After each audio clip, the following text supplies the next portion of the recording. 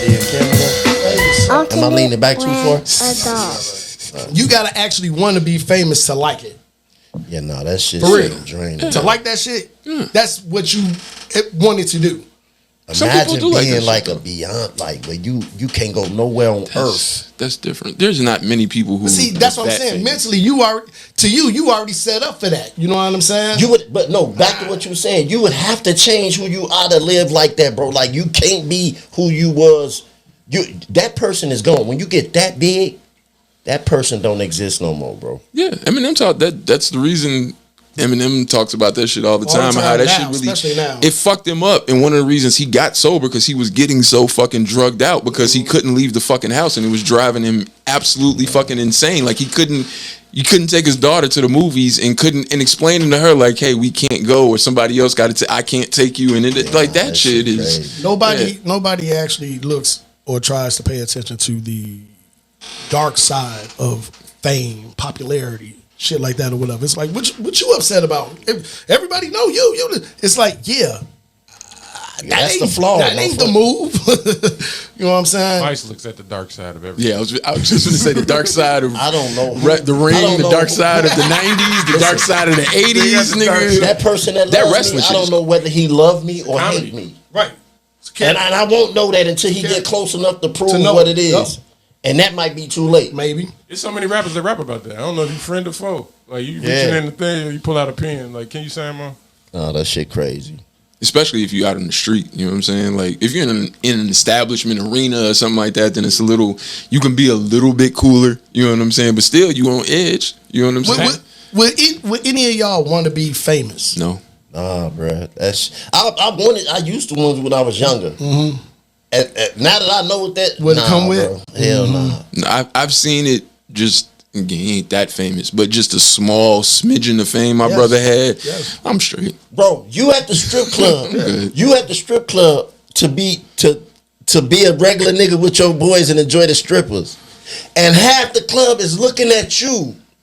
They around your booth. They got their camera. I can't feel on. None of this shit, when you with your homies, the shit you would normally do, and then that shit go. And your whole cost of living going, because you get private everything. You need a private, I need you to close down the stove because I'm coming to shop. It's fucking up your marriage, because you with I'm with y'all, and we just out here chirping at chickens today. Okay, well, check this out. If you are married or even with somebody. Yeah, I peep. If you married or even if you dealing with somebody, you know what I'm saying, solidly, you know what I'm saying, and the next day you wake up and now you famous. How is that gonna work in that relationship 2-3 weeks later, a month later? What? Because I can almost guarantee you $1 to shit. Baby girl's gonna have a problem with that. Imagine never fucking bad bitches. And now you famous. We see it happen all the time. And nigga, you got bitches you ain't never knew you could get. We see it happen all the time. Offering you some pussy. See it happen all the time. And you like, I done married this. Fam. You gotta go be like, baby, they giving away free pussy over here. I done married this. Hey, Patrice O'Neal LeBron. giving away free pussy. I done married this bitch I got with because she had a link card. Tyreek Hill moved to Miami and got 5 or 6 women pregnant in a year. Yep, that's crazy. In the same year. One of them is his wife, but one of them is his wife. I would say that is true. She made the cut. One of them is his wife, but yes, all in the same year. They're like 6 months apart. All the kids. Nah, that's good. No, that's good. And here's the thing. He was already famous. Right. But then went to this other place, went to this place in Miami. Famous in that market. No, that's a different in Miami. Kansas City, Miami. I'm finna bust y'all head. Nigga. I'm finna bust y'all head. Like, I go there twice a year and it be on. Now I live here? Listen, infamy is easier to deal with than fame. I can see why you would say but that. But you only get infamy because you were famous at one point. Well, no. Yes. No. Yes. You could do something horrible and be infamous. You were famous. The Unabomber is infamous. He had fame when that happened. I'm saying he was famous. You would get the infamy later. No. Yes. You don't get infamy immediately. Infamy comes later. I'm just saying. That's the word. A serial killer. I just went through this neighborhood. Infamous serial killer. I went through this neighborhood and killed 30 people. Before I even became, my fame is infamy. No.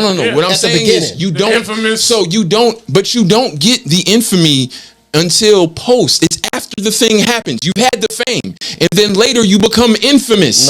Yes, you're not infamous immediately. That's like classic immediate. That's like a. If y'all don't believe me, look up like just how the word is construed. Because here's the thing. I just do it simple. Just really simple. All the men said. Go ahead. How do you get the word infamous or infamy? It's fame in the word. So you cannot have because you're known. No, you cannot have infamy without having the fame. Wait, that's not trust true. Is in distrust. That don't make it beating trust. That's not the same thing. It's all right, but it's okay. O.J. Simpson, famous, running back, supposedly killed his wife, now infamous. Yes, he had fame first. Yes. That's the point. That's all I said. You got to get the fame before you get infamy. That's all I said. Wait a second. Wait a second. Charles Manson, his fame is in infamy. He wasn't a famous person. Yes, he was. His fame is in his infamy. He was. How do you think he got the people? He was fucking famous. You have fame, nigga. You don't. No, I'm. All right. No one is infamous in the moment. That's all I'm saying. His crime made him famous, but his crimes made him infamous. Come out. If you never knew who Charles Manson was and found all his murders, all his crimes, this is infamous shit. Can you be infamous? Wait. I have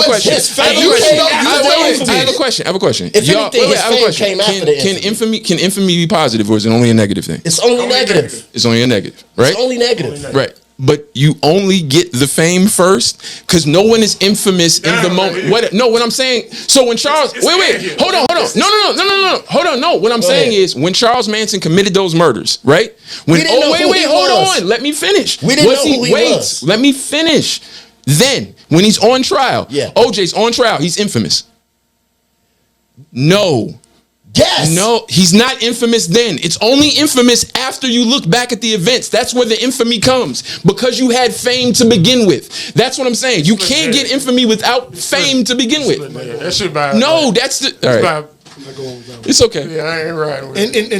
And the... It's funny you said fame to start the shit. At the very beginning of... Off mic, you said this shit. In the ruling of God court, no. That's fine. That's fine. Yeah, no, that don't work, bro. Welcome to episode 243 of the ALOT podcast, man. We are back. I feel like I'm in a new place or something, bro. Welcome back. Is it because I'm smaller or because the room got bigger? Here we go. All right. Well, you know rooms get bigger, right? Y'all didn't notice though. I done lost some weight and shit. First thing I said to you when you walked in. I didn't pay no attention to you because I walked in and went the other way. But now that I'm looking at you, you were definitely small. And it ain't no Zimpy. Look like DJ chose. It wasn't no Zimpy, and it wasn't no. What's up, Bree? What's up, Keith? What's up, Lisa? I want all three. Ooh, Ashley. Hey, ooh, Ashley. Hey, I get hard when she walk past me. Cause she thick. She made me stutter. That's what you want to do, man. Shout out all the big booty hoes. What is it? Club God, thank you for blessing us with this speech. Rest in peace. Praise his name. Man, rest in peace. Hold up. Throw that ass. Hold up, bitch. Throw that ass. Hold up, bitch. Throw that ass. Hold up, bitch. Throw that ass. Hold up, bitch. Throw that ass. Hold up, bitch. Throw that ass. Hold up, bitch. Throw that ass. Hold up, bitch. Throw that ass. Club God. Throw that ass. I can't fuck with you. Throw that ass. I can't fuck with you. Throw that ass. I can't fuck with you. Throw that ass. I can't fuck with you. Throw that ass. I can't fuck with you. He died, man. Ooh, fuck with you. B-King, Houston legend. Hold up. Club God said head down, bitch drop. What? Club God said pop a molly and touch your pot. What? Bitch throw that ass like a motherfucking pass. Bitch you know I'm tryna smash. Pop that pussy for this cash. Got a car full of bitches. Yellow, black, white. They been rolling 3 days straight. You got a good voice. You remind me of Bush. If I've ever heard a stripper song, goddamn. He make it go crazy in Houston, man. And any strip club. Yeah, strip that's club. what I said. Bitch, we outside tonight. Why your face? I like niggas that make music for the ladies. He fucking that broke bitch. Fuck that R&B shit. He fucking that broke bitch. Bitch, we outside tonight. Pull me up, bitch. Bitch, we outside tonight. Pull me All the strippers in the corner. Like, fuck that broke nigga. He fucking that broke bitch. Go on, get your lick. Pop that pussy on this dick. You in your feelings crying, cause you don't wanna share nobody. Welcome to Houston, everybody fucking everybody. It's a nice place to be. They swingers in Houston.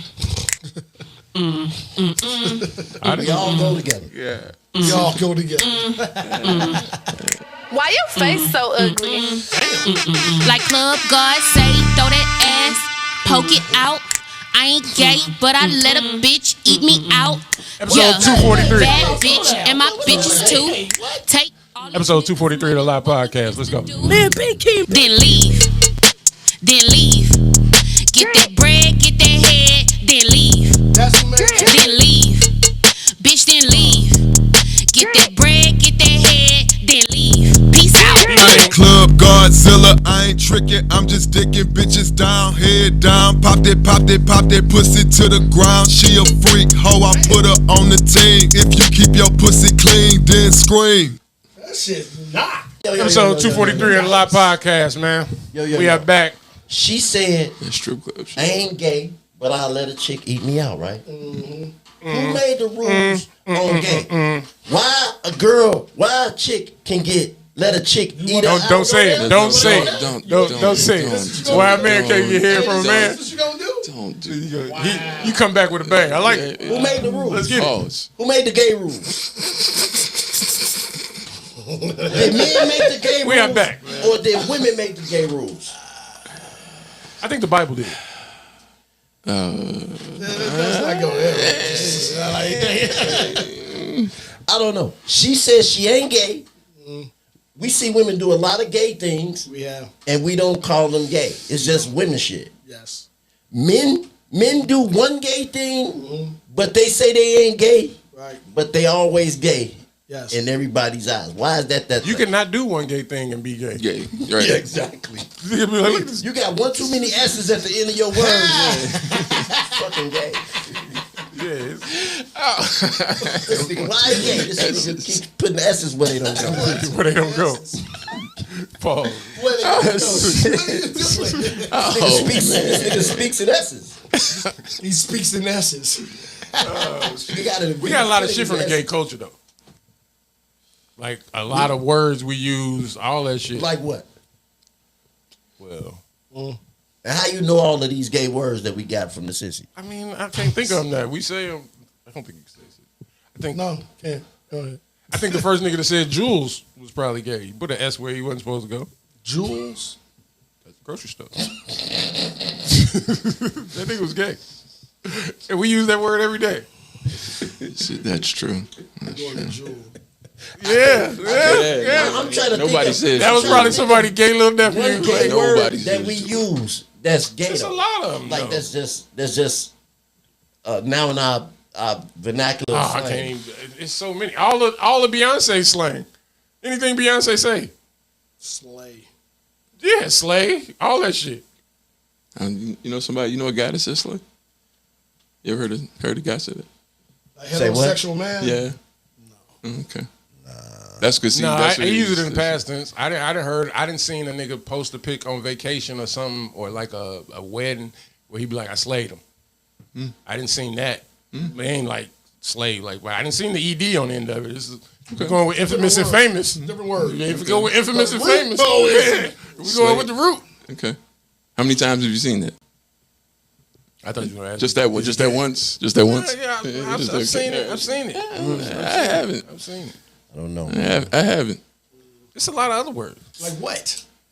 See, I know You he went. said it's a He lot. went. You don't He know. went words. I was We gonna on say the spot. easy Like, one nigga, is you ain't fashion. on the spot. You using gay words left and right. Fashion and music. Fashion and music for sure. But it's hard to. I don't know the vernacular to be like, oh yeah, that's something that everybody uses. Yeah. I don't know. But fashion for sure. Yeah, fashion for sure. I don't give a fuck Man, fashion for sure. Not in our era though. Every fashion, nigga. Jeans was originally made by a gay man. Like, what are you talking about? Like any era, like talking about how we dress. No. I mean in the sense of younger dudes, no. What I'm saying, tight jeans and no, and not that. I'm not in that. Like, not the fashion trends necessarily. Yes, because we don't assimilate. But I'm saying simply like jeans were designed by a gay man. Were they? Yeah, that's what I'm saying. Like, as far as the designing of the clothes and your shoes, the word and like a lot of that was done. Like, so you saying when women do makeup and their hair is like when they say their face is beat, not calling somebody a beard, beach bitch, bathhouses.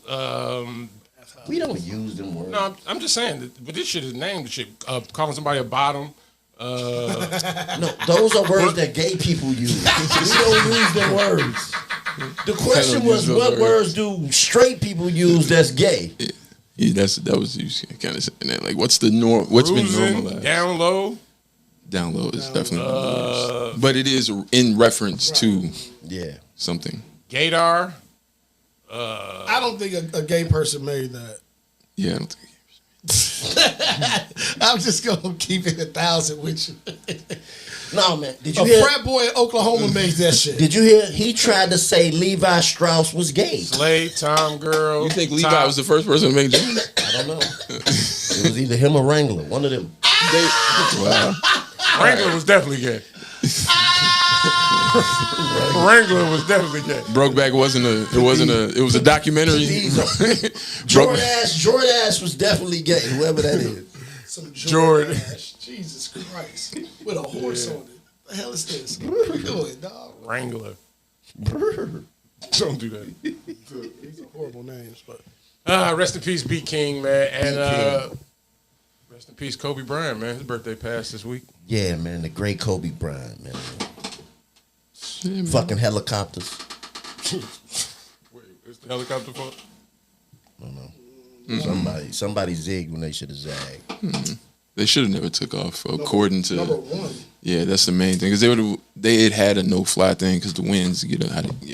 But yeah, it had to be awful foggy for you not to see this big ass mountain though. Yeah. I mean, there was a reason no one else. There was a reason they said. But it's also like you don't have no type of radar, nothing to show you the topography or the maps or show you where, like the elevation. Like you should. But it wasn't just that. It's again the wind. It was how windy. It's how the windy. On a Black Hawk. Yeah, and What the fuck is you talking I ain't know. And helicopters are so like one little thing will send them this way. Yeah. You know, a bird hitting a helicopter can send that motherfucker just throw its axis off, and now that motherfucker you got to bring that like unlike a plane is just traveling usually straight. You ain't. It's gonna take something large or moving just as fast as it to really fuck it up. You know what I'm saying? That shit's still kind of unbelievable, man. That Kobe ain't here. How long ago was that? 5, 6. 5 years? 6. Yeah, no, it's been a few years. Yeah, it's been a few I was years. gonna say like 3 or 4. No. That shit's still unbelievable. Pre-COVID, I think this was pre-COVID. Pre-COVID. I think this was pre-COVID. Right before COVID, right? That's what I want to say. So I want to say 6 years. I want to say 5 or 6 is what I was gonna say. No shit, COVID year. Right before it hit. It's 2020. It was right before it hit. So 4 years. 2020, it hit March. Yeah. That shit, man. Rest in peace, Kobe Bryant, man. Yeah, gone That's too interesting. soon, man. And Bing, his pop. Hey, if Pop and his daughter, his daughter. not to say blame anything, but because COVID was happening overseas already, and there were people saying like towards the end of last year that something should have been done earlier before March got here, before it really got bad to prevent it from getting bad. If that happens, is that game going on? Are they moving the? You know what I'm saying? Is all these things happening? Butterfly effect. Yeah, if the COVID restrictions are up, are they necessarily even moving around? Like, because once them COVID restrictions was up, nobody was doing nothing. Even if you was rich, you might be able to do something in small, but they wasn't putting kids playing the games, and that shit was canceled. Yeah, that shit was done. What we doing right now? A podcast. Yeah, sitting at home in your motherfucking study, and especially them first 5 months. Shit, them first 5-6 months, they was taking advantage of them phones, bro. Drewski, all of these people came out of COVID, man. Sitting at the crib, like getting creative. Man, let me do something. We did the same shit. We started before. But we started before. Yeah, we started right before. COVID, but shit, looking back, it's all the same. Yeah. That shit is all the same thing. Did y'all do? It made it did easier you do to more do. Pardon though when it was shut down? Like, was you making extra? No. We just because motherfuckers still had to work. Like my job never changed. Oh, no. I never stopped working. Yeah, you're a health person. Yeah, I never stopped working. Nothing changed for me. Yeah. And then with him, nothing. Necessarily changed. He started to work. It was just at home. I never got a shot or nothing. We just kept doing everything the same. I ain't take none of that shit. I made up a. Never mind. How's your health, man? You back? Man, I'm cool. I mean, they couldn't find out exactly what was wrong with me. You know, they don't know if it was contagious or not. But I'm still here, man. You know, I made the cut, man. You know. Now I'm about to lose 15 pounds. You know what I'm saying? Can't go outside and shit. No, it was like you, dog. It was like he's right. It was like hey, but I'm still on top of the dirt, man. That's what's up. Still on top of the dirt, man. Well, they gave you a clean bill of health, or you got to go back and check up? Nah, yeah, I got to go for checkups and everything. But it was needed, man. I feel like it was needed. I can shit now. You know, I can shit now. I'm pissing good. And any changes like to life, like dietary, working out, anything like? Well, I'm eating less. You know what I'm saying? And all this was caused from you beating your dick, huh? Me going to the hospital? No, I had a kidney stone, brother. From beating your dick? Yeah, I don't know if that's what made me get. That's you said when you. I don't know the cause of it. You said when you was little, you beat your dick too much, and that was the stricture urethra. I wasn't in the hospital for that. So beating your dick made you. I think I'm always beat my dick. I think that's something gonna always. Have you beat your dick since you been out the hospital? You tested it? I got one off. Yo, I just didn't squeeze that hard. Did you beat your dick in the hospital? I just didn't squeeze that hard. Did you beat your dick in the hospital at all? It was like a light. It was just like a light beat.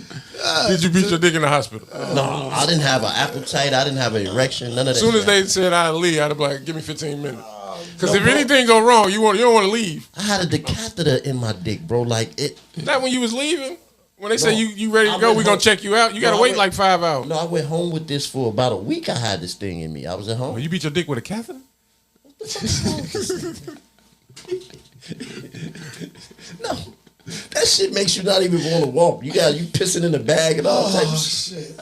If you beat your dick with a catheter, do it come out in the bag? Bro, I don't think. I don't know what person would want to even think about. Does it come out in the bag? Wait, have you ever had a catheter? I want to see if it comes out in the bag. Let me ask you this: have you ever had a catheter? No. That's why you joking like that. Because if you have a catheter, you're not thinking about nothing else but I want this motherfucker the fuck up out of me. When can I get this bitch up out of me? Walk straight, dog. This was the worst part of the catheter. We so old. This was the worst part of the catheter. At night while I'm sleeping. At this moment, I don't know if I'm dreaming about titties or something, my dick would want to get hard. But because I'm asleep, it makes me automatically flex it. And it's and that shit hurts. I'm telling you, here's the thing. Just having the catheter put in does not feel great. At all. Well, I was asleep when they done it. See, so you were lucky. Yeah. But when they pulled that bitch out, I was woke. Yeah, nigga, that shit is, man. That shit is not fun. See? That shit is not. You're not, nigga. You're not thinking about none of that shit you talking about. A cord this size, this long, going through your dick up to your bladder. No, attached to a bag that you got strapped to your leg. You got a double barrel pee hole, man. Shit is ridiculous, man. It's 2024. They gotta have a better way to do some shit now. Catheters should be outdated. They need a new way. That's just. I don't wish that shit on nobody, man. No, sir. Meat bitter, but I'm certified. Get to work, I beat this meat up like a 9 to 5. Yeah, I even switch positions, beat it up in style. Does it make me diddy when I eat it? Cause the meat is mine. Never lacking in my pocket, always keep the lotion. I mean, you never really know when you might need it choking. I ain't gotta use my hands when I'm in a rush. I just stare at my meat, blink twice, then I bust a nut. Left hand's Ashley, my right hand's Lisa. I beat it with both hands and think that it's a threesome. Beat it 40 times weekly, beat it like a Michael Jackson. Every time I bust a nut, I go Listen, I just thought it was. Your algorithm has to be absolutely insane. Offhand stroke offs is not a good thing. What the fuck? But as men, I be honest, as men I've done it. who have women, how often do you still relate to yourself, even though you got a woman and everything? A few times a week. What is that? Why is that? Again, I will tell you right now. I want to stay. Nah, Why do we do that? We have perfectly fine, good women. Look, we still find time for us to go somewhere. I'll say for me personally, because the last 4 years of my life, there's been a kid there. So it is and now it's 2 of them. It is very difficult to find time. When, if not one, both, we splitting them. One sleeping with you, I'm sleeping with the other. Like it's something like when there's a kid always there. It's always a kid there. So now, and to go to sleep. Sometimes that's cap. Look, no, I'm hold on. I'm finna tell you. I'm finna tell you. Because before the kid, hold on. To go to sleep. After you busting that, I can go to sleep within 10 minutes. Yeah. I bet anybody you cannot bust a nut and not yarn afterwards. It's impossible. That's what I'm saying is cap. That their only reason is because I do it to go to sleep too. Man, like I can't get to my woman. Like I do it to go to sleep. So I do it out of boredom. Nigga, I don't think you understand what I'm saying. What I'm talking about. It really is like I can't remember the last time me and her have slept in the bed without either kid. How many times? You know what I'm saying? Like that's what I'm saying. Like there's literally if I had the opportunity, it would maybe be once, twice a week at the most, and that would just be because I shit my dick hard. Okay, I'll take that. Nigga, like it's like laundry. It's a light load. I take out a heavy load. I can do this one by hand. You know what I'm saying? Just do this load by hand. A session with yourself. You just put the lotion there, you play the little music in the background. You take a honey pack. You just love it on you. I feel like you take a honey pack. You just love it on you. Sometimes you just want to fuck yourself. That nigga pour him a nice shot. Sometimes you just want to relate. A glass of Merlot and a Bath and Body Works. Light a candle. Like, hey, no, what was King Woodbine and them? Yeah. You gonna have fun tonight. Been thinking about you all day. Hey, what was that movie? He cannot. Mark Wahlberg. That nigga never do a pod without a movie reference. What was it? Well, when they was hitmen or some shit, and this nigga had the hand grip, and he was the talking big to hit. the motherfucker. Yeah, the nigga had a pillow for his head and everything. Like, big hit. I don't need women no more. Nigga found out about jacking off at 27. Every time somebody say Bokeem Woodbine, I can't help but think of them Dave Chappelle. Yeah, because people really have them confused and shit. Yeah, that shit is so fucking funny. Like, every time it's Dave Chappelle's birthday, it's a picture of Bokeem Woodbine. Happy birthday, Dave Chappelle. That nigga, somebody said it too. Bokeem Woodbine is the low budget Samuel Jackson. Because he's been in everything. Because he's been in a lot. He's been in a lot of shit. You know what I'm saying? But never like, he ain't no wars. But he has like his IMDb is pretty fucking long. Yeah. He's been in a lot of fucking shit.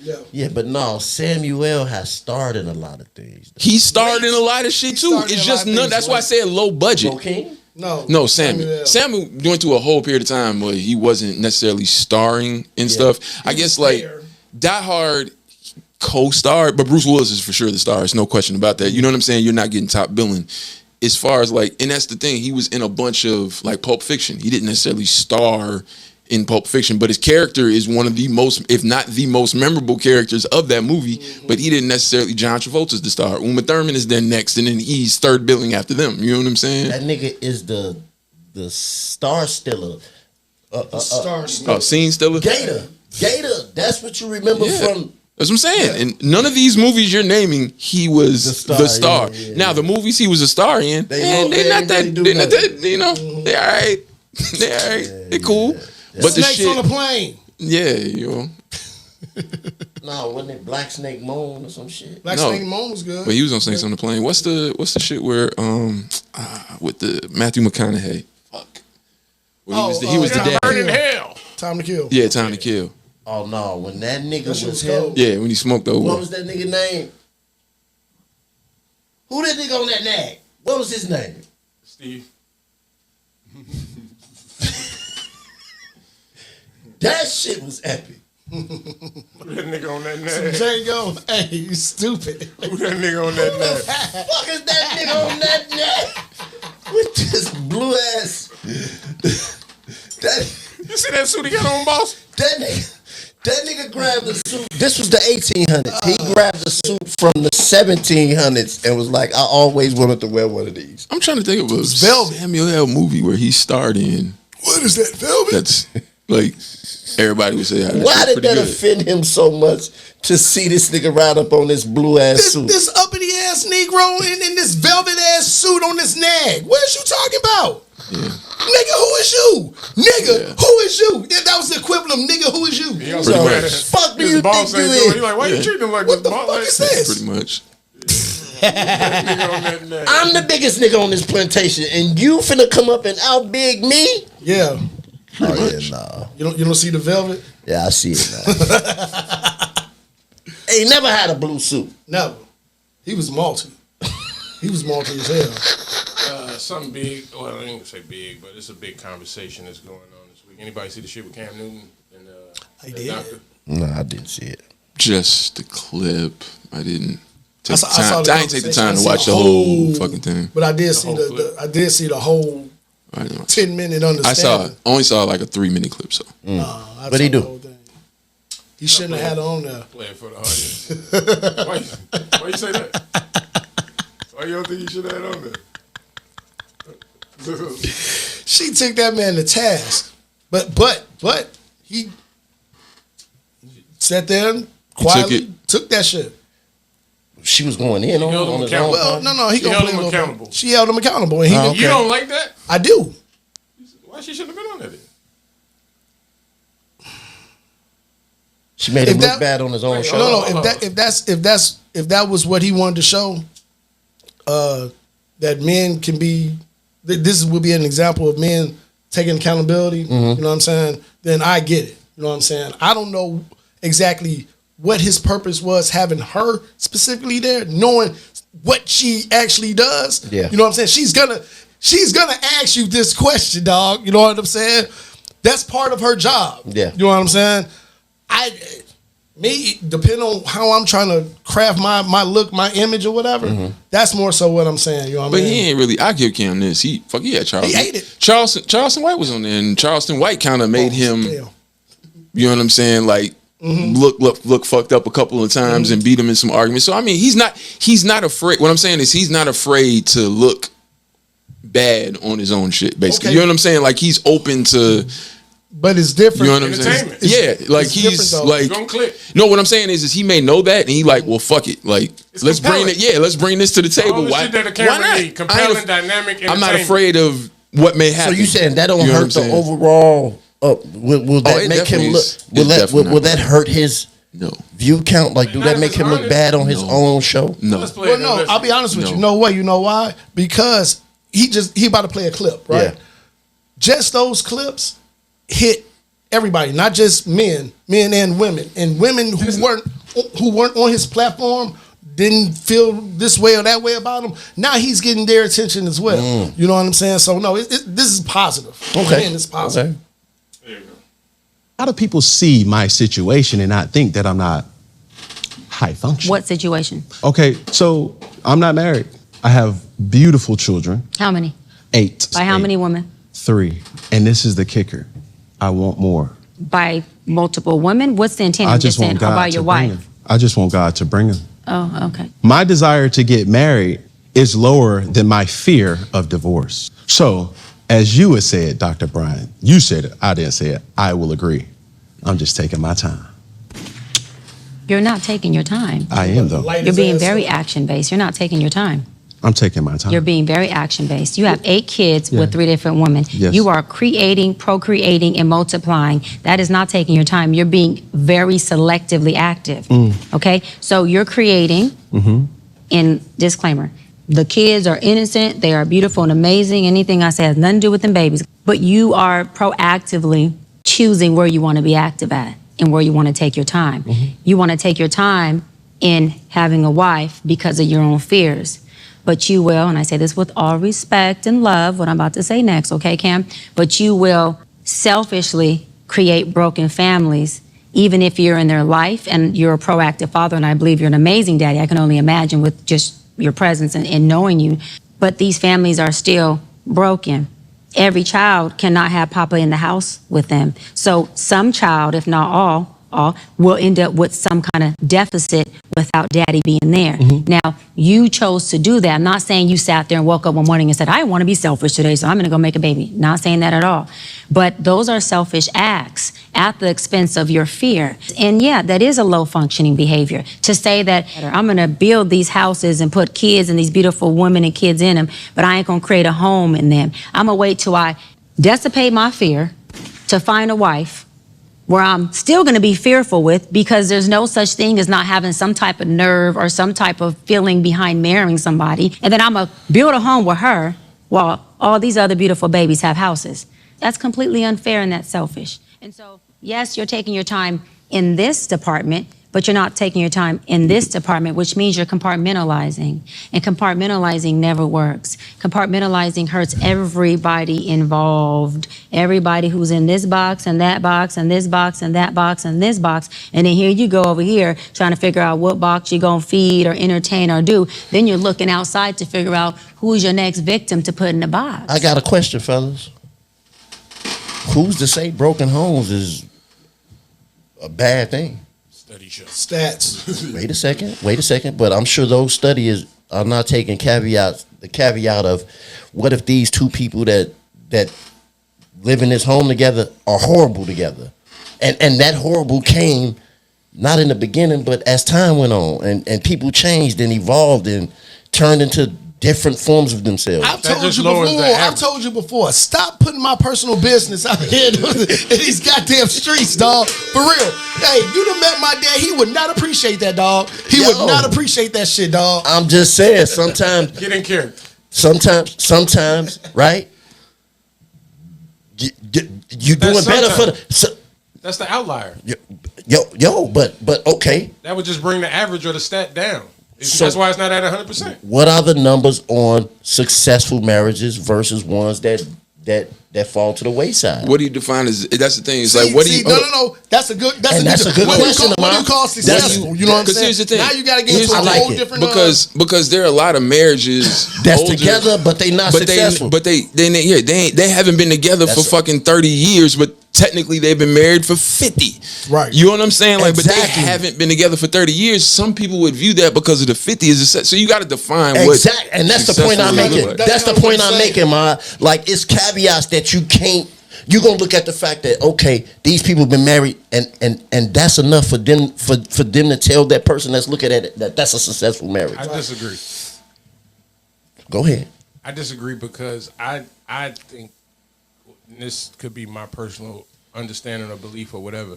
I don't even think you know a person until like that could be each personal relationship or whatever. But breaking up in the first 5 or 10 years, I don't even think you really know that person, especially if y'all met and that's why people be knowing each other for 10 years and then get married in the 15th or 20th year, shit like that.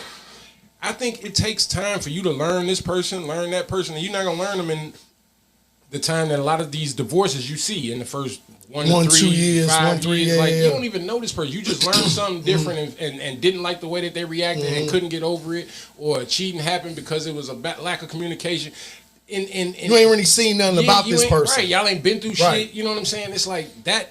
So that's my thing. Like, now, telling you twice and 3 times, like, if we go out and we have a problem, or it's a miscommunication, or I don't like the way you did something, and I talk to you and we keep doing it, but like, well, you just got to accept that's how I am. Yeah. Now we but we can't move forward. But once you learn me, and then it's like, well, if I say something to you and it's like, well, you don't like that about me, now we can have a conversation. I'm glad you said that because here's something I don't like about you. That's progressing the relationship forward. But I don't think in this day and age, I don't think we get that. I don't think depending on who you talking to, though, It'd be one-sided. One person is saying it, the other person ain't hearing it. One will turn what you just said into an understanding of tit for tat. Like, so just because I said that or whatever, you know what I'm saying? Now you got to. That's cool. But at some point, and that's what comes with living with a person, because you can do that, and then like if you visit and walk out the door and go back to the crib, and next time y'all talk, it's like over dinner or over better. If you living with that person, it's that like environment don't change. It's like I'm gonna see when you change, and either I had an effect in it, or now I learned the time different. Oh, she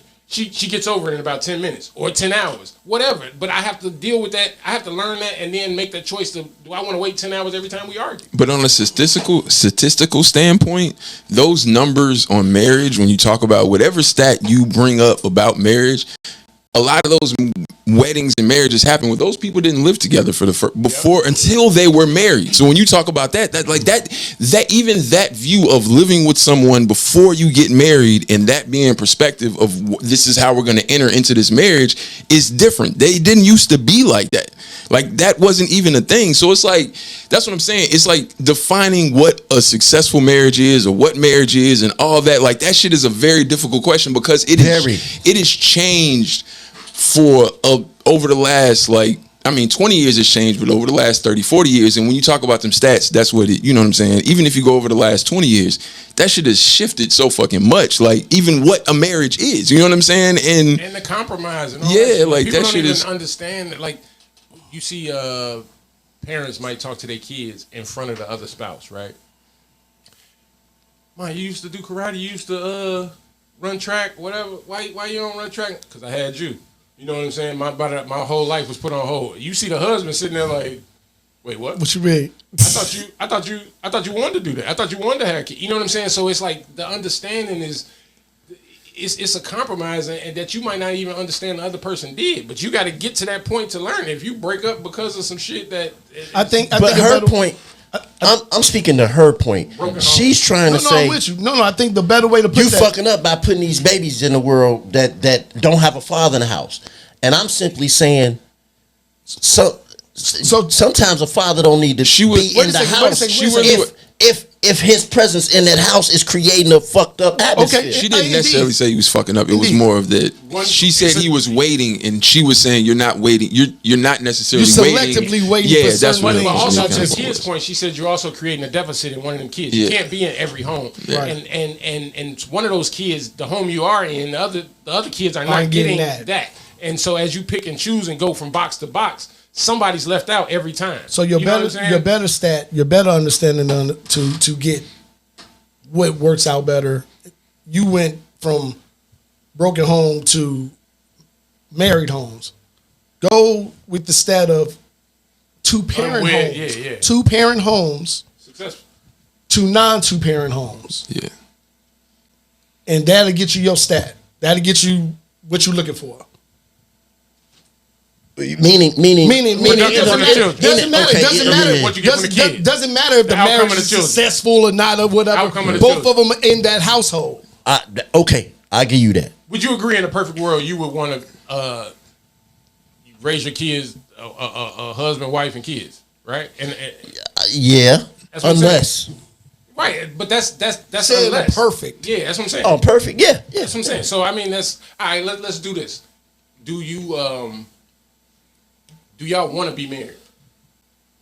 And that's another thing why I'm going at. That's what as you evolve, bro, that changes, and you be like, you hold on to things that like, well, I made my vows and I made this promise, and you absolutely do not want to be there no more. But because I got kids with her, and you tolerate it's the same for her. But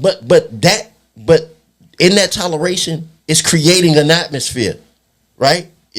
Y'all not loving each other no more. Y'all not displaying that thing that a healthy husband and wife. So you saying you both got selfish and decided to stop working?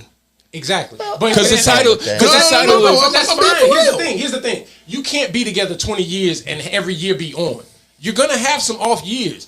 You don't make it to 50 and every year is a hit. You're gonna have remember 86 or 96 when we was but you gotta go through it to get you know what I'm saying? Yeah. And that's what I'm saying. Motherfuckers will be like, man, we ain't hitting like we was hitting the first 3 years. I'm out. Then what you do wrong? So they get out of it too fast. What are you not doing? What work? What extra work did you put in to get that shit? Even still, like even if you hit the wall, it's like, all right, weigh it out. When you leave, what it's gonna do? Like that's the other thing that keep you in it. It's way harder to push than pull. You know what I'm saying? So it's like, man, all right, when I weigh all this shit out versus, all right, now I might as well just work on this. You know what I'm saying? I'm finna go pick up I'm finna trade in this bullshit car to go buy a used car. I don't have enough to buy shit off the lot, so I'm gonna go trade in a problem for new problems. Why not just stick to problem that I don't know? That I also don't know. I've had 3 years to see this problem. If all of us in the room put all our problems in a pile, 9 times out of 10, we would most likely go pick up the same problems we have because that's what we used to and know how to deal with. We have a person in the room that grew up in a 2-family household, right? Yes. Do you feel like now, as an adult looking back on it, can you say this is great? My is a time like I feel like my dad and mom should have split up at a certain time when shit went broke bad, or did that never happen? Or did that never happen? Or do you feel like you are a better person because you grew up in a 2-family household? I did too. How you know when a nigga is on?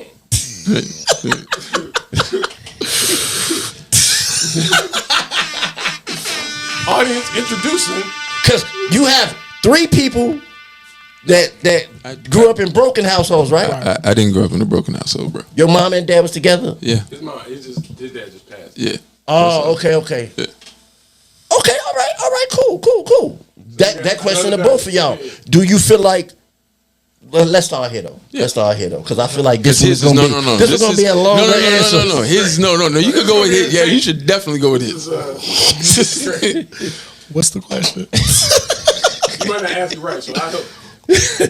Do you feel like, growing up in a 2-parent household, do you look back at times and feel like they should have split up, that it wasn't healthy? And do you feel like you are better off because they stayed together? Okay. Because that's the complete argument of everything, right? Because the household is split, the kids ain't gonna be shit, right. Or they missing something, right? I do feel as though I'm better that they stayed together. Okay. As far as has there ever been a time I felt as though they should have split? They did. They split many a days. Many. Did you know as a child? I was a teenager the last time. For how long? For about 1.5 years. That's the longest they ever split. Yeah, shit, that's long. Goddamn it. I get it. And the time before, that it was like 2.5 years. Just to give a comparison, how long have they been together in totality? What am I? 45. So, damn, they about to push this 50-year mark. So 2 years split or 1 year split ain't shit in hindsight. Have you ever asked them their opinion on that matter? Like. Like here we go. How long we got? 8 times. Like I've been with your mama 30 years now. Hey, I'll say this: she pulled a gun out on his dad about 2 months ago. They still together. So nigga. But why though? It don't matter. Like what I said. Nobody knows. Because that's my husband. I made a vow. How would she say, no, that ain't, no. She no, I'm saying that's why they still together. Like, what I'm going to do now? I'm 60 years old. Okay, time out. I can answer this. What the fuck I'm finna do? Nope. I can answer this because I did. Where's Chug? Yep. Where he at? I did Chug didn't care. Okay? Care what? This last incident that happened or whatever. That she put a gun out. Didn't give a fuck. Didn't give a fuck. Flat out said, don't care. You know what I'm saying? It's like, if they going to do this or whatever, so be it. I'm out of it. Like, you're an asshole. Anyway. Was there a threat of someone being shot, though? What? I did everything in my power to try to get my dad up out of that house. I said, Dad, you have lost your mind if you are going to sit and stay somewhere with someone with a pistol. Is that healthy? No. So what I done figured out is, this is what I figured out. Because the nigga never moved. He stayed there. He said, fuck that. He stayed there. And now I understand. This may add to your understanding a little bit as well. No, you're right. But like you were saying about evolving, Steve, yeah. But evolving into what? These motherfuckers have evolved into two of the most stubborn motherfuckers you will ever see, and it's directly at each other. So now it's a battle. No, you're not gonna win the war. You know what I'm saying? Do they love each other? I don't know. Shit. What the? I have no fucking idea. How long have they been like this? So let me see. Dad was carted off in 1987. How old were you? I was 8. And that's my where they clearly they've been at a place to where they shouldn't be together. But because of kids, well, no, I'm gonna take that back. Not they shouldn't be together, but they clearly was tired of each other's shit. Yeah, it wasn't healthy. But what I'm saying, if you put yourself in that same situation, you think it's better to walk away than to look at. That's what I'm saying. When you weigh everything out on the side, it's like we got a house, we got property together, we got kids that's successful. Add all these things in, man. We got grandkids. Hey, whoa, this is a station for our grandkids. This is all they grandkids know. Our kids is. Our 2 sons is unstable as hell. They motherfuckers, we don't know what they gonna do. And that's the complete question I'm asking, right? As a man, you go through that.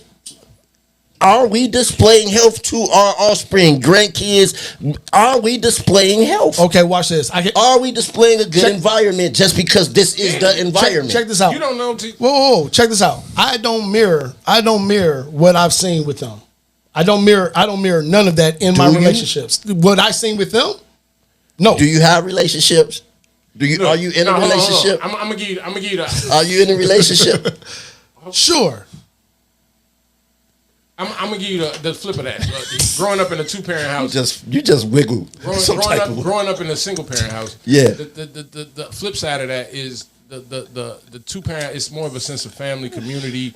Leaning on one another, it's better for the kids. Now, I know you keep talking about the 2 people involved, the adults that's involved.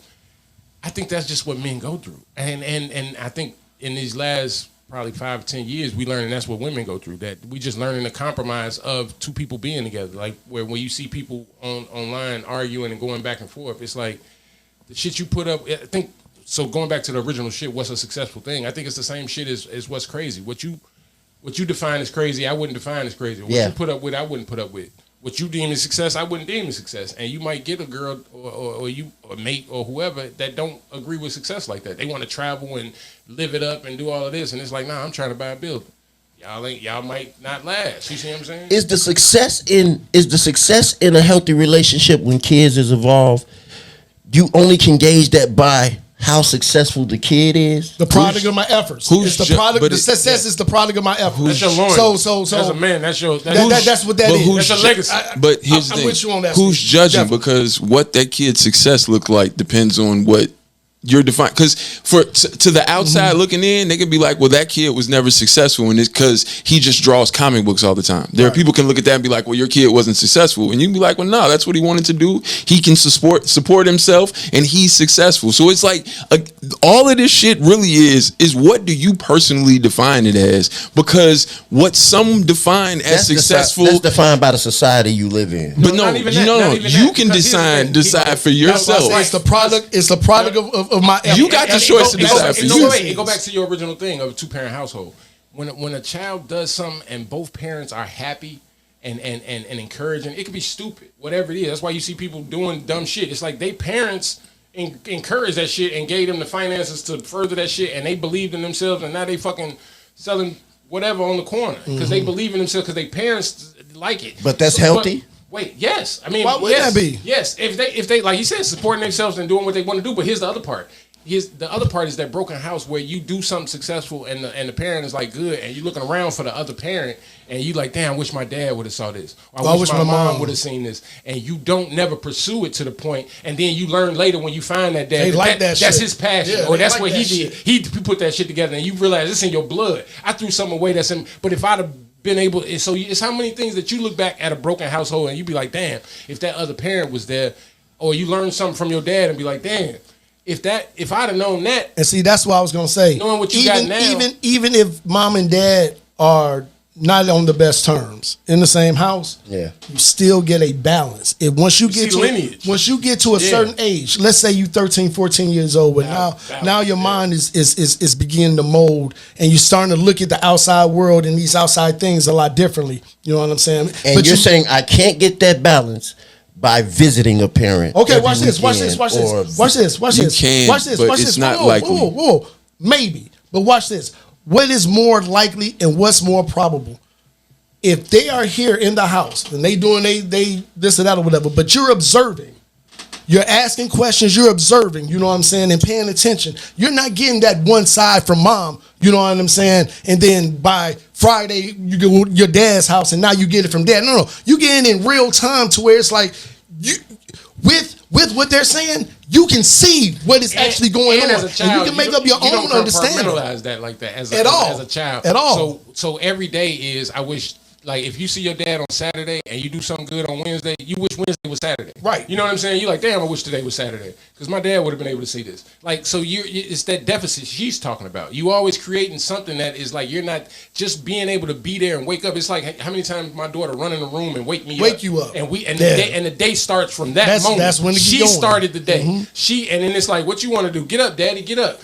I want to get dressed. Put on what you want to put on because I'm still asleep. She think it's her free will. She's like, he let me put on what I want. I'm just getting another 15 minutes. That's all. Everything is intentional when you. Hey, well, hold on. Is it? That's create something in her. We're talking about the experience. That's an experience. He gave you an example. Yeah, that's talking to the experience of being a kid, of living with two parents. We're getting. The point she was trying to make was, because you ain't in the house, your kid gonna be lacking somewhere. They will be, and you don't know what that creates. Like, so they will all right, put it like this. Let's just play it out. Her running in the room and doing that from time to time. I'm making breakfast for her every morning. Creates a trust where she communicates. If I'm waking up in a house where y'all fighting all the time, I'm gonna miss something. Yes, that's gonna. That's what yes, that's gonna fuck me up some type of way. No, it's not. No, LeRon's point is that what he's saying is I know y'all kind of saying that like you should kind of fight through things, and what he's saying is when it reaches a point where it's a constant negative environment, that's not positive for the kid. When the best thing for everybody involved is to us go our separate ways. And I only can see it from the black perspective, right? I only can see it from our perspective and how we grow up. And he's right about that when he gets to that point. When it gets to that point, but that's what I'm saying. But that's what he's. I'm saying it shouldn't get to that point. Even in our household, I know that's what you're saying. But no. He's saying the opposite. I'm not even saying even in our household. I don't think it'll get to that point if everybody agrees that we're trying. This is a family and we're working for it. This is not happenstance. Oh, you pregnant and we living together and now we live together with a kid. No, this is a family. Okay, so now that we're a family, what are we doing to move forward? Once you put goals in place, like we want to get a house, like this. That's where success comes in. It's the product. When you start doing shit, it's like, am I gonna walk away from like, man, this one argument is bad, but we have goals and dreams. We want to put the kid in school. But y'all, y'all missing that first step right there that y'all saying. We have agreed to move forward in this, and what he's saying is if all this is happening, and we arguing and going back and forth, we ain't moving towards nowhere. We're not moving forward. Yeah, you know what I'm saying? But that's what he's kind of saying. It gets to that point. That's why a lot of people break up in the first 2 years of the kid. Wait. Time out. And I hear you on that. But because I've been there, those aren't the situations daily, but they happen enough. But what happens more is progression. If not, trust me, the motherfuckers over there, they would have been found a way to move away from each other. You know what I'm saying? It's still about the progression. Most of the time in life, you are not gonna be happy. You are not gonna be satisfied. You ain't gonna be none of those things. But you also know what it's like not to have these certain things as well. The things that you actually need and love. If you can sacrifice enough, life is about sacrifice, especially once you have kids. It's about sacrifice. You could be selfish and look at yourself if you want and be like, well, this don't make me happy. You know what I'm saying? Yeah, happiness is a fleeting emotion. means nothing. You're here for service. You're here for service and duty. Yeah. When you have a child, and that's I will never step away from that. But you understand though, and here's the thing, like, and you're right. Like, yes, I think a 2-parent household, because it takes 2 people to create a kid. Everybody can agree that's the best space, right? Just because people break up, and here's the thing, right? It's about both people, and this what happens when the split happens. Yeah, that both people don't have the kid first in mind. If y'all both got the kid first in mind, whatever personal shit y'all had going on, you can kind of put that shit to the side, because exactly what you're saying, yeah, you can raise a child who's okay. If y'all splitting time very well, the kid can get all the shit with dad waking up and doing this. He can get mom. Y'all are communicating because, hey, it ain't about, we don't work. It ain't about that. It's about this kid. So yeah, it can't work. Does it work all the time? No. But it is possible. But the key is communication, and both of y'all agreeing that, all right, it ain't about what I feel. I don't hold no great, like, I can't hold, like, it's about this little person. So I can't restrict you seeing the kid. Like, you know what I'm saying? I can't do that.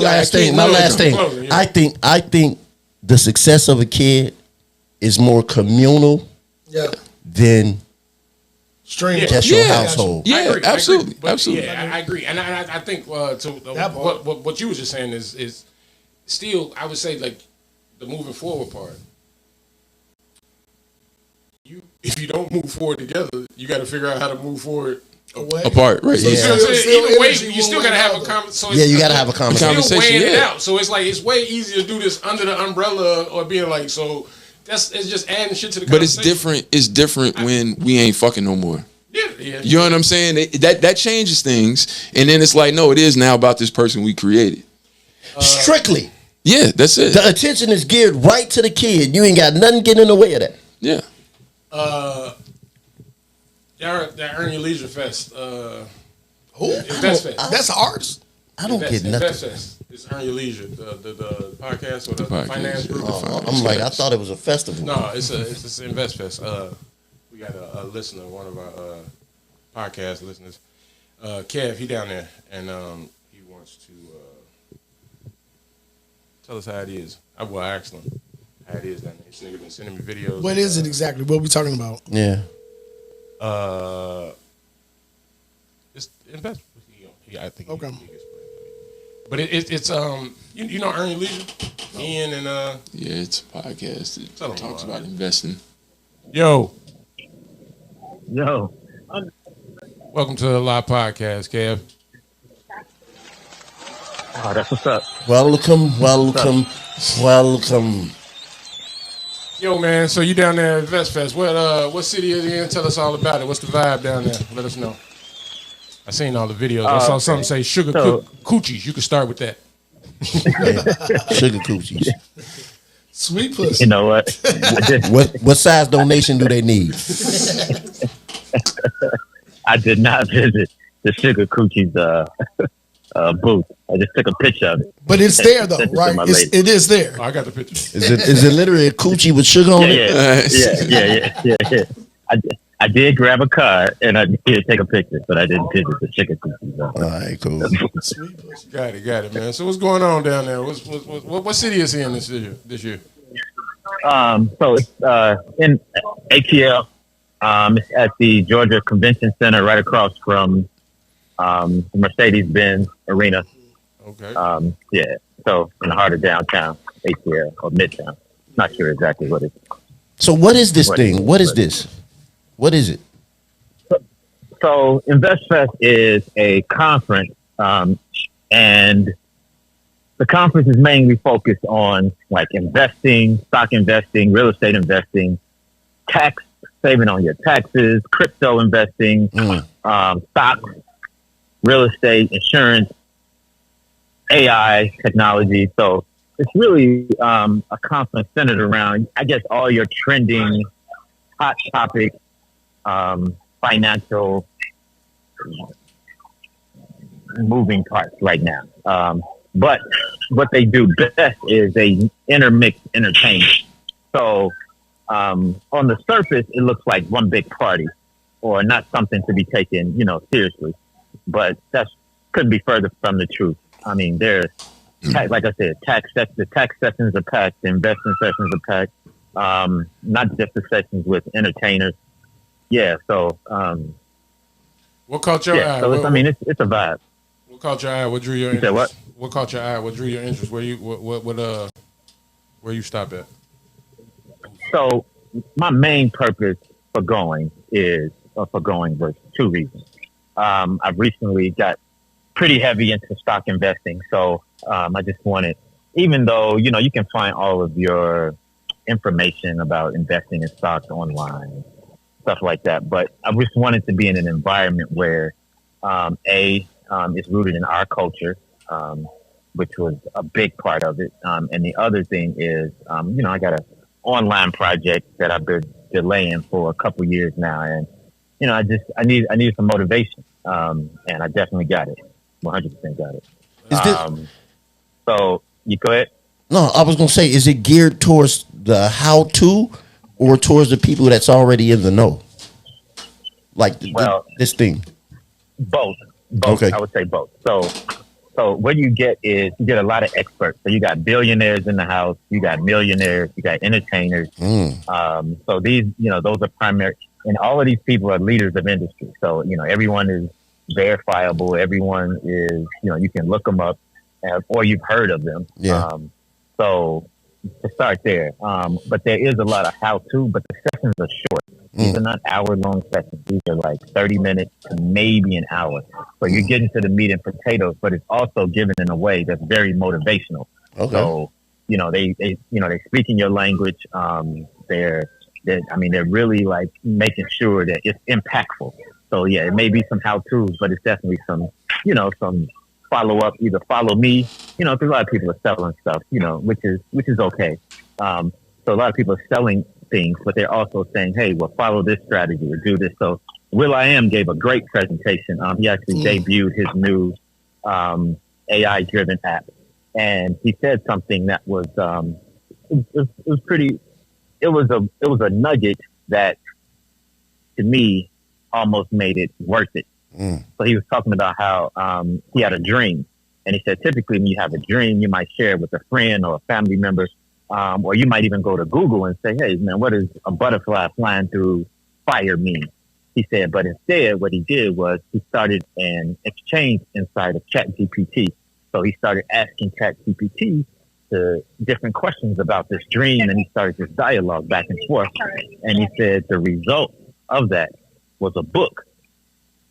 And I know that probably resonates for everyone on this, all of you guys, as well as myself. We've all had dreams that we thought like, man, that'd be a great movie or a great book. Yeah. So it was just a good, a good practical way of using AI without it being so, because for some people, it seems like, it seems like something far off, but it's really not. It's something that we all should be using and incorporating into our lives, you being on a daily basis. You being an investor, is that what caught your eye out of everything down there? Like if you had to rank the 1, 2, 3, would number one be AI? I would say, for me, I would say 1 would be AI, and 2 would be investing. But again, investing as far as stocks? As far as stocks, yeah. Okay. As far as stocks for me, yeah. I mean, but again, all of this you can get online. Mm-hmm. But I can tell you, the experience, the energy, the vibe, you can't get that online. You can't get that human interaction. I mean, you got to think, man. I heard. I was listening to the Earn Your Leisure guys, who actually are the ones that put this on, and they were talking, and they said something that I thought was totally spot on. Once I got there, he said, "Listen," he's like, "the millionaires are next to you.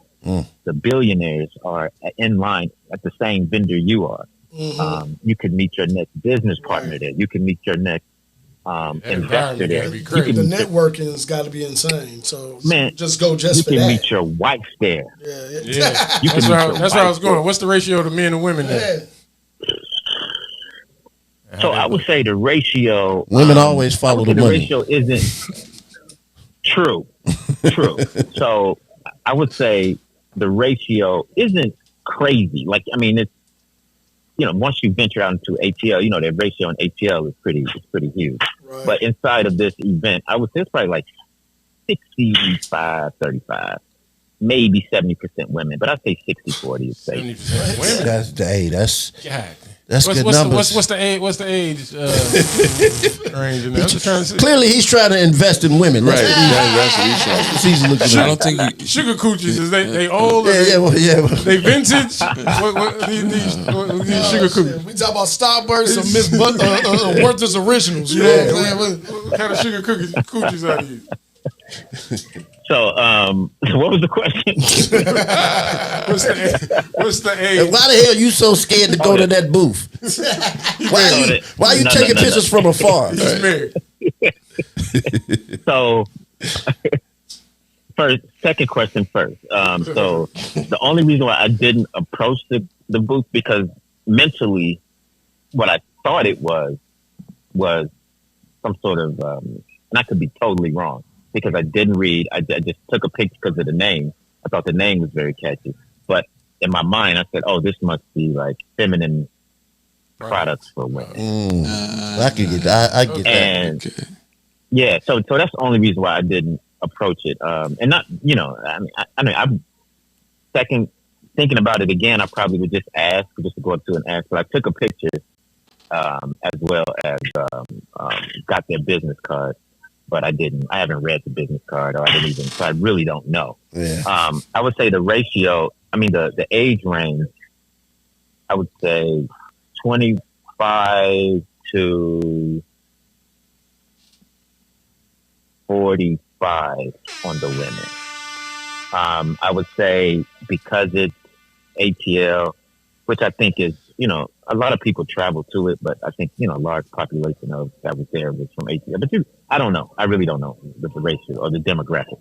But I will say that the women came in all shapes, flavors. You saw every flavor of beautiful sister you can imagine. From super thick to slim thick to just drop dead gorgeous. And they down there hustling, huh? Yeah. Trained assassins down there. Yeah. No, it was, but I'll say this though. So on the surface, it looks like people, it on the surface, or what I've heard about it, was people just going down there to kind of party and kick it. And it's kind of not really a serious thing, which I will say this. If you just walk through in between sessions, you might think that. You got a DJ out there. You got, beautiful women, sisters. A lot of cool brothers, you know what I'm saying, for the women listening. A lot of cool brothers, a lot of cool cats. But when that black banking session is in full swing, when that crypto session is going, when that ETF session is kicking off, the sisters are in there. Those hallways are empty. And that woman that you saw in line, that you was like, man, I would love to get to know her, she's sitting in that banking session. So that's dope. That's dope. To me, that's your opportunity to sit next to her and have the conversation that you really want to have with her. Yeah, that's instead dope. of the conversation you're making up to have with her. Yeah. So, sandwiches and for the women as well, you know what I'm saying? You could tell it's a lot of brothers that, came in there taking it very seriously. Brothers were on their game. Brothers down there talking to, a lot of people came up to me. Because, Steve, I'm a pretty reserved person. I'm an exploratory person. But I am not the type of person to just go up to people. But I'll put myself in environments to meet or to, to absorb the energy. Right. But a lot of people came up to me, and just was talking to me and asking me what I do. They're telling me what they do. They were saying, man, I took this guy's program and I made this amount of money. So the networking, the energy, the vibe, it was black without the branding. So you didn't see red, black, and green anywhere. It wasn't like we're trying to force upon you blackness. No, it's it's cats in there too. It's cats in there with, Jordans. It's people in there with, Gucci shoes. So everyone can, it's Atlanta. So you come as you are. Right. You know what I'm saying? Your core blackness will speak for itself. You don't have to sell anybody on anything. because there are people there that what you might be trying to sell, they really embody and live. So the best way to show up to something like this is as your authentic self, and let your authentic self just ride, and you will be received. So, man, I personally think if you got to go with your lady, go with your lady. If you go posse up, posse up. If you go solo, go solo. But just I definitely think it should be on everyone's list. Absolutely. 100%. That's what's up, man. That's what's up, man. One last question, quick question. Did you do any of the after parties, any nightlife, any get out in the city? Anything connected to that? Like they have any, Yeah. So they did have some parties there, and I did attend one of them. But I have some good friends in ATL, so I ended up hanging out with them. So, just catching up, which was cool. So I got a chance to really, I saw a part of Atlanta that I had never seen before. Like, I've been to Atlanta a million times, and they took me to an area, I guess they told me it was East Atlanta. So the best way I could describe it is, in Chicago, a very high traffic area would be the West Loop, where it's a lot of restaurants, a lot of different types of businesses, and a lot of walking traffic. Walking traffic. Randolph and Taylor, yes, sir. Right. So we'll say like Randolph to Ogden, that whole little area over there, Fulton. So this area was that, maybe not as high as income, but it was that. But it was blowing my mind to be sitting out there on the sidewalk, and it's a nice little sidewalk, seating, and just seeing the plethora of black people non-stop walking by, just casually. And well, coming from Chicago, we don't really have that. So it's kind of, we're there, that's our city, and we know, there's good black people all throughout Chicago. But we don't necessarily have an area that you just see nonstop. You got Hyde Park, I guess. But I'm talking about a huge area where it's just nonstop. Constant flow of black women. Just constant flow of. There you go. Beauties. There you go. All right, man. Well, we appreciate you calling in. Man. Good looking out. I hate I'm not there. Yeah, most def, man. Is there somebody there that can tell me how to turn my $200 into $2 million without having to buy a quarter pound? Can they? Brother, let me tell you something. It's a lot of people looking to turn that $200 into $250,000. And but I'll take it even further. Chicago is a city of hustlers, and we're born hustlers because of the environment. We have to hustle. Just living in Chicago, you have to have a hustle mindset. So what I think is a benefit is you going there with all of that hustle inside of you, and your presence in their business might turn their business into $200 million, which in essence will benefit you. That's fine. So whether you bring in money or whether you just bring in your know-how and your knowledge. So that's fine. That's fine, brother. Thanks. 100%, man. All right, man. Man, put it on the list for next year. And like I said, if you got to take your lady, take your lady. There's nothing wrong with that. Invest Fest next year. Thanks, brother. Appreciate it, brother. Yes, sir. All right. Much love. All right, kid. Love what you guys doing. All right, peace. Yep. Invest Fest. What the fuck was that, JB? That was your phone? That was his playoff. Yeah, play that sound like some old stage, fucking. He played the his version of Sandman. What's the Grammys wrapping up music? That is the Grammys wrapping up music. Damn. Hell no. That was on accident. No. Yeah, okay. That was on accident. Real It's question accidentally on purpose. Did you did the work? What? So Sugar Coochie is a real thing. Sugar Coochie is a spa based in Texas. They sell skincare products, body waxing, things like that or whatever for ladies. And So he was kinda right. Coochie rejuvenation. They probably got that in the back. That's in the back. Once you get there, they upsell you. Come in this back room. They always upsell you. You got a Colombian back here. So it's nothing like that sexy red shit, right? No. Okay. No. Not from what I saw. Okay. Shout out to Sugar Coochie. The lip gloss. That shit's booty hole brown is a flavor of lip. That's the one gonna sell out because everybody. That's the only one they named it. Booty hole brown. Yeah, she's doing like lip gloss. I think it's all lip gloss. I don't think it's anything else. Makeup, whatever. But the names of the shit is like booty hole brown, coochie juice. Like this. No, it's nothing like that. That's just the name of the spot. What else we got? DNC. Yeah, man. That's what I thought. They about got it in. That's what I thought about it too. Yeah. I will say this though. Yeah, I remember you thinking it was like none of that. Nothing jumped off, nigga. They said it's gonna be like 68. Nothing happened. You had a few random motherfuckers run on stage. It was slight, you know what I'm saying? But no, it was nothing. I gotta ask y'all something. It was nothing.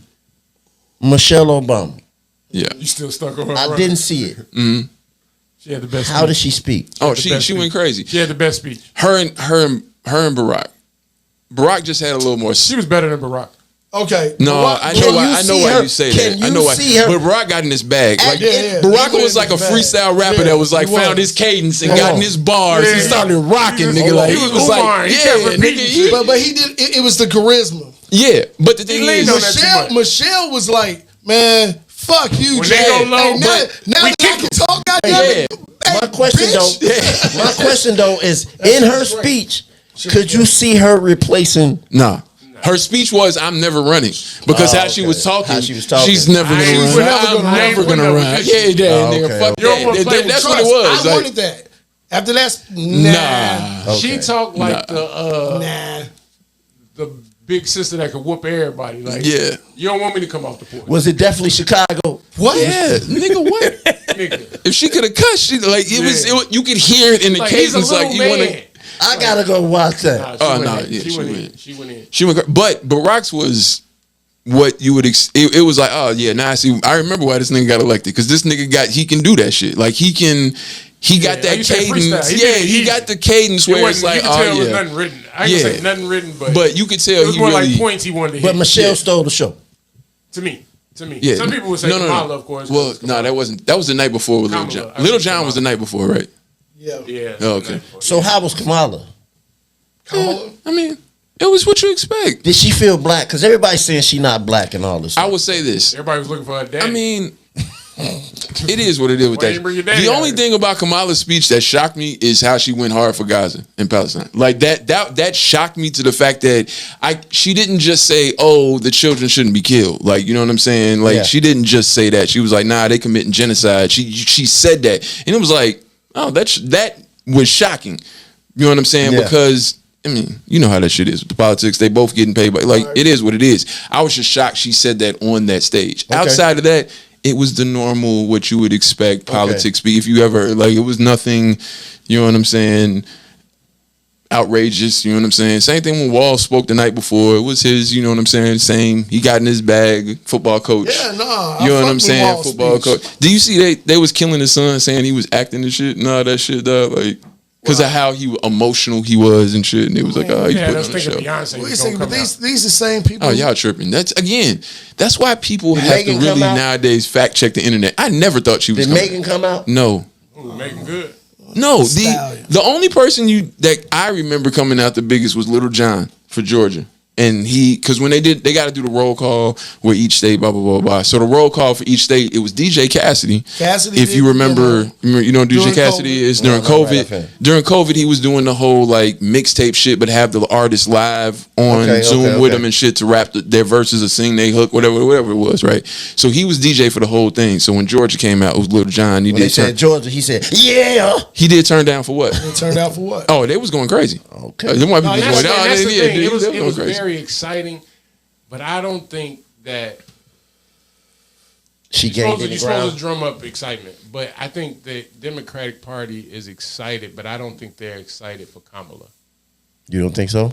No, I don't. I think would they rather have in a place? They're excited. I'm not saying that they going that. I think they didn't want anybody but Biden. They didn't want those two old. Everybody, 72% of the country said that they didn't want those two old people running. So now that they got out, that he's out, they're excited and they got what they want. But I mean, they could have done put anybody. He's right. No, they couldn't. They couldn't put anybody. The problem is that there really was nobody else that had any cachet who could really step in. Yeah. The closest person would be Gavin Newsom, and Gavin Newsom was not about to leave his gubernatorial seat in California. And you got to understand, coming from California, he has to politic off of that shit a little bit to get Middle America to believe in the shit, right? Yeah. Like he has to, because it's Hollywood. That's gonna be Trump will go straight there with him. You know what I'm saying? He doesn't. He's a name, and that's the other thing. There's no other name. Like the Shapiro dude, he doesn't have a name. You know what I'm saying? He'd have been somebody that could. There's just no other name. So the party was really split. There is a lot of people who want Kamala, blah blah blah blah blah, but the party was like, nah, we don't fuck with her. For a lot of politics shit. You know what I'm saying? Bob, do you see her winning? I think it's gonna be a toss up, but she has a good chance. If the young people and minorities, etc., and people come out and vote, it's a solid. She's got a hell of a shot because there are a lot of people in the middle of the road that is split. This race comes down to 3 states. Technically 4.5, but it's 3 states. It's Wisconsin, Michigan, Pennsylvania, and then you could throw in Arizona. And no. If she wins those 3 states and do what the Democrats do, she's at 270. But those states are the ones that have been flipped. You add Georgia in there, that's extra. Arizona, Nevada, you extra. I know. That's why you have the other states like Nevada, Arizona, Georgia, and then now North Carolina was close last time, and now that possibly could flip. But really, it's Pennsylvania, Michigan, Wisconsin are the 3, especially because the amount of electoral votes that they have. She might win Michigan. I don't see her winning Pennsylvania. It's a toss up. That's what I'm saying. It's a toss up. But them hillbillies out there, boy. But that's why Biden won. But that's why they got Waltz and not Shapiro, because Waltz speaks to those middle America regular people that do exactly what people you talking about. Okay. He's a fucking football coach, bro. I would vote Waltz for president. Yeah, and that's the thing. He didn't have enough of a cachet to be able to boost him to that stage. I fucks with dude. Are there any debates coming up? Well, Waltz and JD Vance. I seen Waltz and JD Vance is October 1st. Trump and Kamala hasn't been named yet, but I seen promo for Waltz and JD Vance. But that's gonna go bad. That's prime. That's gonna be funny. That's gonna be comedy. I can't wait to see Trump on. That's gonna be pure fucking comedy. Just one of her bars. I want to know who's gonna tell him that the job he's currently seeking might just be one of those black jobs. That's hard. Like my husband took that on. It's no longer. It's a black presidency. Is a black job. It's hard. Yeah, so, I mean, it's going.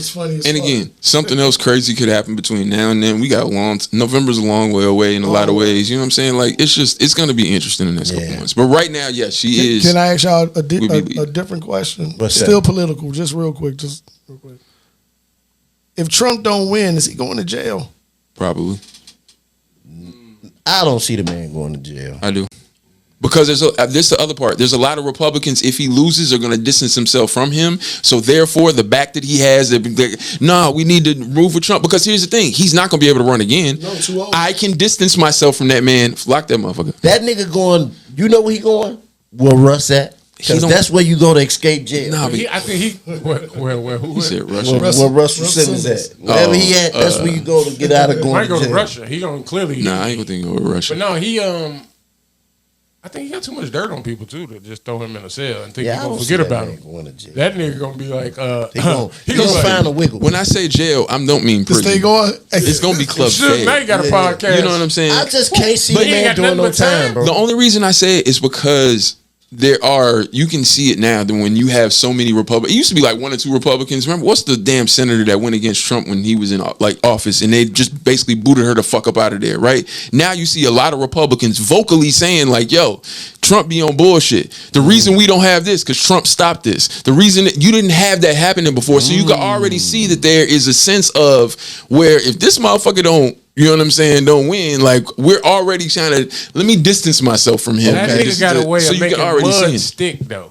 That nigga can be like, You know, they was all on the Epstein Island. I ain't even everybody be like, wait, hey. I ain't want to say nothing. But see, you know what I'm saying? Like, but Steve, that should be straight lies. He done got the shift right off of him. And everybody be like, wait, hold on. If he utters that phrase, they ain't gonna miss. I'm with you. They ain't gonna miss this time. I'm with they you. They ain't gonna miss this time. You utter that phrase if you want to. I'm with you, man. And if you notice, you haven't heard gonna miss. anybody, any political space nowhere mention that name. Nobody's mentioned that name. He want to go out in the sunset. He might want to go out like that. Like he 80 something. He like maybe die eating White Castle. No, he probably do. Die like Elvis on the toilet. You know what? I'm finna just turn up. You see Joe Brown? Old people get crazy. Then in about 20 years, then Barron can run. See, y'all killed my pops. Yeah, I mean, Quincy Jones. He like, fuck it. It was me. It was such and such. Quincy Jones was like, gay sex. All of these start going crazy. Fucking Richard Pryor got old and was like, ain't nothing to suck a man's dick. Like, what Quincy Jones say? What? Oh yeah, you ain't never watched the Quincy Jones interview. There's I can't remember what network it was on. Had like a 2-year run of interviews. But it's one he was where saying he was gay. really went in. Nah, yeah, he just said a lot. He didn't say he was. He didn't call it gay. You know, he called it something else. Yeah. Hey, I forget. Yeah, he didn't. We was partying or something like it was. I don't even know if we can say it. Yeah, like I fuck around, remember it, and be like, oh no, it was bad though. It's to the point I don't remember exactly what, but I remember. You know, you'd be like, okay. Note to self. Like, I forgot all about that. Oh, that was. Yeah. Hell you know that's the rumor. That's the rumor with Anthony Bourdain. You can't come out the closet. That the reason he you might well stay on in there. The reason he committed suicide is because of the Epstein shit.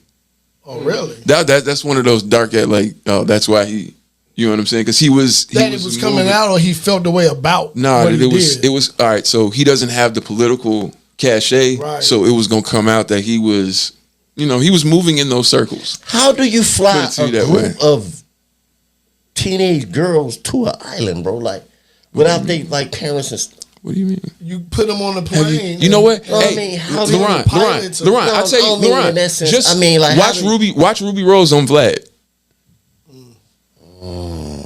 Okay. You know what I'm saying? Like watch her because that'll tell you right there because she talked about how she moved as a teenager and she's first generation. Her parents are from I can't remember if it's Eritrea or Ethiopia. I think it's Eritrea. But you know what I'm saying? Like it's strict. You got to sneak around and you're not just moving freely. Yeah. And she out here, moving around in adult circles as a teenager. So I mean, that's tough, man. Damn. She was like, I can't be saying this, dude. She was like, yeah, that shit was funny. You got. She was when she sat there and said, yeah, this year so-and-so flew me out, and motherfuckers was like, I seen a TikTok. Hey. Motherfucker was like, wait a minute. Hold on, she was naming names? Yeah. She named NFL players that were playing, and it's a TikTok of Shorty being like, wait a minute, what year you say? That motherfucker was, wait, you were born when? Nigga, what? Like, wow, I'm gonna watch that shit. Then she came back and said, nah, I meant 18. I mean 18. It's like, all right, it's too late now, nigga. Like, damn, bruh. Yeah. Horrible world. Oh, shit. I don't know what else we got, man. What else? Oh, D.L. Hughley, we got all that from the DNC. Y'all went all the way there. Yeah, that shit evolved. Y'all saw D.L. Hughley apologize or recant? What? To who? At the DNC, yeah. No. What did he recant? What though? About Kamala. About no. He spoke at the DNC. What did he say about Kamala? I'm sitting there like, huh? What did he say about her? I mean, it could have been for assuming or I guess getting on the bandwagon against her being like criminal record or whatever. Okay, gotcha. They got him to let's see what he said. But because of that, I made assumptions about Kamala's record. And I often repeated them to a lot of people. Then one day, Kamala invited me to her house. She put her hand on my shoulder and she asked me to do some research. Something I had never done. Something a lot of people I know had never done before. Imagine attacking someone's character without a single Google search. So I did what I should have done in the first place. I learned that she had done for us exactly what she promised to. I believe that your apology should be as loud as your accusation, and I'm here apologizing in front of the whole damn world. Man, what the fuck was that, man? Yeah, man. PR. It's good PR. As much shit as he be going through and battling with people online. Like, this nigga ain't... Yeah, fuck about what D.L. Hughley said about no Kamala. What does Ja Rule think at a time like this? What I think about you? Oh, shit. I just thought it was interesting. I'm like, nigga, how much they pay you to do that? That don't seem genuine, but go ahead. Can we have a little Bears talk? Sure. What y'all think? Or the preseason don't mean nothing? That's what everybody keeps saying. What you think? Do it feel like playoffs? I think that they will be 7-10 or 8-9. Ain't no way in hell. You don't see us winning more than 7 games. My opinion hasn't changed. I would like to see it change, but I mean, as of right now, no. Honestly, you don't see us being better than we was last year. I love our secondary. Love them. Love them. Come on, Javen. I love them. Come on, man.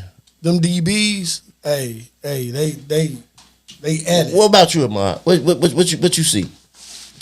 I see at least 10-7. Yeah, man. Like I see at least 10-7. This nigga, he's saying we gonna be the same as we was last. Like what makes you feel that way? Let me ask you that. That's Brian. If dude is, I think he's saying he ain't seen enough. I don't think he really making a decision. Strictly on paper, I got us winning at least 2 more games. I've lived long. There's the problem. Thank you, sir. Hey, there's the problem I have with that. Y'all can sit here and talk all that paper shit and this and that. Continuity and understanding will win you more games than you. We are a better team this year than last year, Javen, bro. you know I am not. We are a better team this year than last year. I support everything in Chicago, but I am not like a fan like that of the Bears like that, right? The Bears have always had a defense. They have a really, really, really good defense. Borderline could be great with a few things happening. They're right there on the border. They need another defense. They have a shutdown corner. No. They have a shutdown corner. I think they just traded for somebody. Yeah. A roster motherfucker. We have 2 corners. Yeah, they have a defense, right? Yes. Secondary solid. This is the best receiving core the Bears have ever had. Ever in life. Ever in life. Offensive line is it's okay. It's okay. It's okay. Now, but they can't run block. There is no doubt about that. They're decent in run block. Now, do they have a superstar running back? No, but the NFL has changed. You don't need that now. That you need a bunch. You need 4 or 5 guys. But here's the kicker: they have something that we cannot argue. He is the best quarterback that has ever stepped right now. Just as far as before you've seen him play. Before you've even seen him in a Bears uniform, he looks better than Jay Cutler, who is the best quarterback ever to play for the Bears. Well said, Ahmad. That's why most people say, no, if they're 7-10, fire everybody, get rid of they're gonna blow the stadium up. They're gonna burn that shit down. Unless it do get hurt. Injury. Yep. If he get hurt, major injury, of course, right? We understand that. But ain't no way. They should be at least, and because if you know how the NFL works, everybody loves the Detroit Lions. Teams don't repeat no more. You're right. Brian be the first one to tell Tampa Bay. Tampa Bay went to the Super Bowl with Tom Brady, and what happened to him the next year after that? Example. It happens. They're going to regress a little bit. They're still going to be good. They're not going to be bad, but they're going to regress. Minnesota is not going to be good.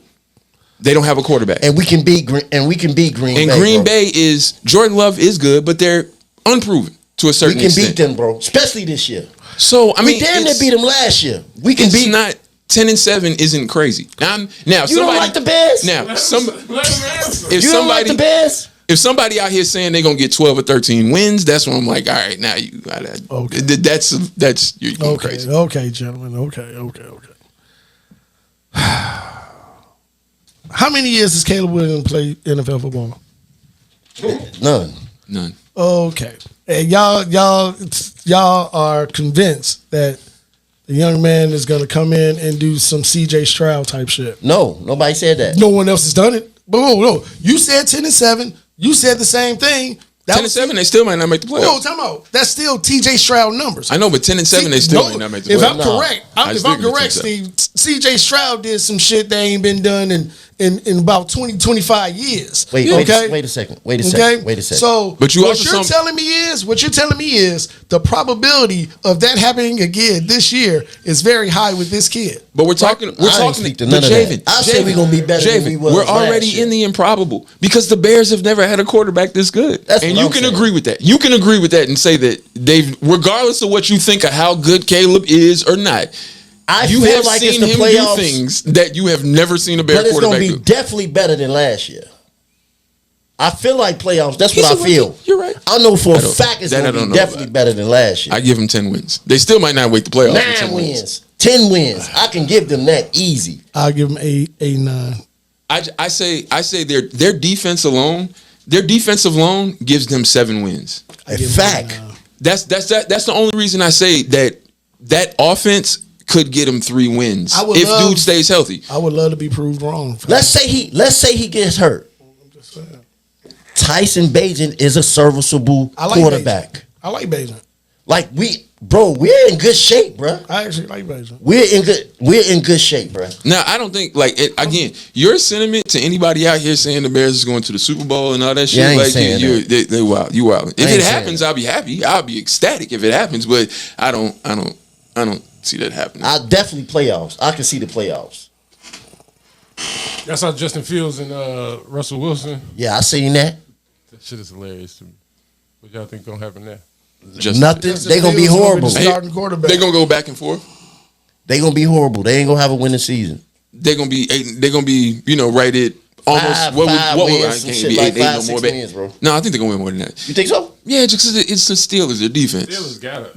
Their defense will be good enough to keep them in games. But their offense is in shambles. The Browns are terrible. The Browns are bad. I don't get Deshaun Watson now you talk about a motherfucker that need to prove something. Are they really that bad? Yeah, I don't know. They have a really good defense and no quarterback, no offense. They haven't. That's their problem. Oh no! All right. I don't know. The Bengals. We gotta see him play. We gotta see him play, right? The Bengals, on the other hand, if dude is healthy, if Joe Burrow is healthy, they shouldn't. They're competing for a playoff spot with the Bengals. Because Joe Burrow is that good, you know what I'm saying? Their receiving core is that good. But he's coming off of an injury, and the Ravens are Ravens. Ravens should win that division. I think there's little argument to say that they shouldn't win that division. Wait. I got the Browns defense over the Bengals defense. I'm not arguing that, but what I'm saying is Joe Burrow is one of those quarterbacks, and as good as that offense who else is, they got rid of Mixon. No, he can score 40 points a game. The receiver, what the fuck is his name? Chase? Yeah, you got Chase and T. Higgins, right? Yes. So did they fix that thing with T. Higgins? He stayed. What happened last time? Last time he was healthy? They made the playoffs. That's all I'm saying. They're gonna be. I don't care how good their defense is. He can put up 30-something points, 27 points. He can do that with that offense. Now the problem is their defense ain't that good. Which is now if you swap the Browns and the Bengals offense and defense, you've got a team that can arguably go undefeated. Gonna be horrible? He's not good. He's just not good. You think he I don't know what I don't know what it is. I don't know if it's just he just is not motivated to play. Would you be motivated to play if you got all that money? I mean, I'm just legitimately saying, like, he got all that bread, and if he wins, what he gonna get interviewed about all the time if he wins? Hey, Steve. That shit, I gotta keep talking about this shit all the time. Like, and you in Cleveland, my nigga. Quarterbillion? I don't think he's bad, but he gotta prove it. Their defense is really good. But it don't matter if you can't score more than 10 points a game. Nick Chubb still They got Nick Chubb. They got what happened last year to the Browns? I mean, Nick Chubb got hurt early and was gone for the season. Deshaun Watson got hurt too, right? There's no all of them did, but the NFL is getting away from that whole like your star. And then they still went to the playoffs with Flacco. A star running back. Flacco got off. Yeah, Flacco got off. They still went to the playoffs, and they were. They're just not. I get what you're saying. They're not. What I'm saying is, the only reason they made the playoffs because Joe Burrow got hurt. If Joe Burrow was healthy, the Bengals are making the playoffs. Yeah, he's one of those, man. He's good. Joe, he is what good. Was the Bengals defense like last year? Terrible. So they wasn't going nowhere. Yes, they made Joe Burrow by. That's what I'm. Do you not understand how good Joe Burrow is? That's the thing. Maybe you don't think he's that good, but Joe Burrow is really that good. Defense gets you to the next level. But how often do those quarterbacks make the playoffs? I'm not saying they go into the Super Bowl. Dan Marino made the playoffs. They didn't go nowhere, but they made the fucking play. You don't make the playoffs with a quarterback like that. You know what I'm saying? That's all I'm saying. Okay. Well, with that being said, Caleb definitely going. I know Javen got to go. He said, we ain't gonna hate the Bears. We ain't gonna talk about Tyrese in his press run, man. Tyrese went Let on the man press cry, run, man. Let man cry. That man went on the Breakfast Club, took off all his jewelry, told everybody it was fake. What do you want from me? What he trying to sell it, man? I don't think he's trying to sell anything. I mean, I don't know. Did y'all see the shit weeks ago where that nigga had a full beard and was singing the national anthem? And people didn't know if it was from a movie. What the fuck is wrong with this? Well, people think it is from a movie. That's what made me. Because then the next time you see him, he don't have a beard. I was like, all right, that's probably a scene from a movie. I'm an actor. Yeah, it's a scene from a movie. But what he's going through, I think, this is grandma, mom. Somebody just died, and he's everything happening with his baby mom, the recent baby mom, and all that, and etc. And he's admitted he has some mental issues. He's admitted it. He said it. Ray was in it. Reese, you deal with a lot of grief. Like I think about, Brother Paul Walker, and I think about John Singleton, your mother, divorce. Both of my sisters died. Your sisters. People don't look at divorce as grief, but you did. You lose things. You probably lost a lot of friends when you went through your mental health breakdown. Are you really, really, really? Have you really taken the time to deal with all of that grief, or do you just try to stay busy to avoid it?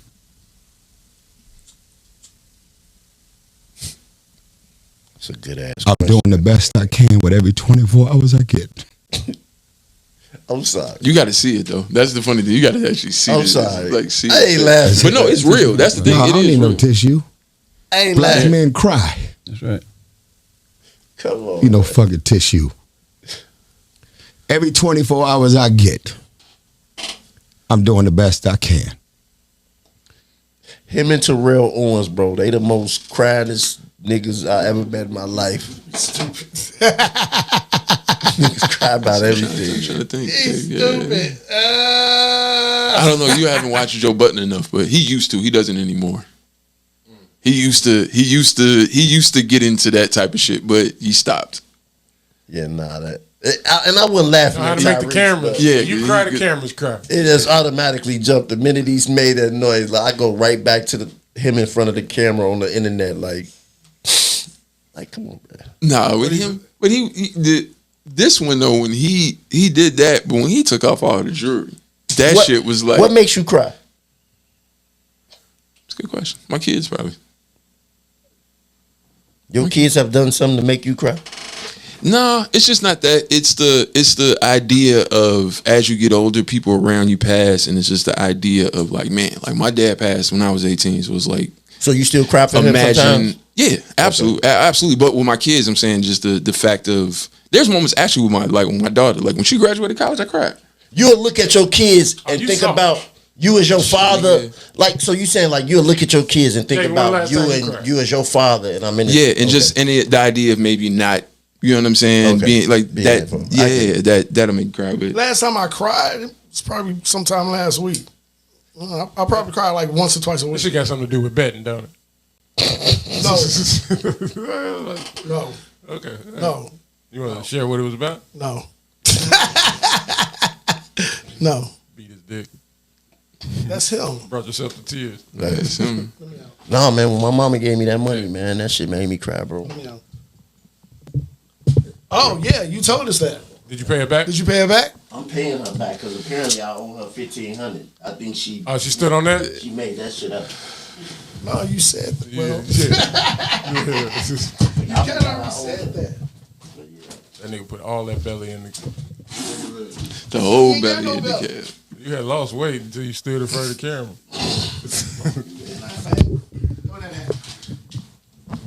Yeah, no. When my mom's gave me that money, man, that shit kind of touched me. I thought that she was gonna hit that. Because I thought she didn't love me. You had to put it on. I ain't really got shit else, man. He got out of here early, man. He got a hard out. Pause. I'm glad to be back. I miss y'all niggas, man. Oh, what about his? We're gonna talk about his Ving Rhames comment, man. Oh, that was for you being back, not for the Ving Rhames comment.